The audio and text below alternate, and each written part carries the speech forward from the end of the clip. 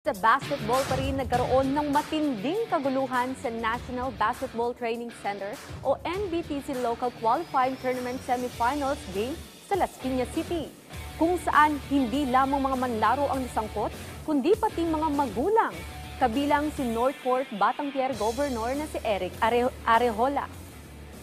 Kitang-kita sa video na kumalat online ang pagsugod ni Governor Eric, ama ng isang manlalaro ng DLSZ na si Champ Arejola sa isang tao at pinagsusuntok ito sa kabila ng pag-awat sa kanya ng kampo ng DLSZ.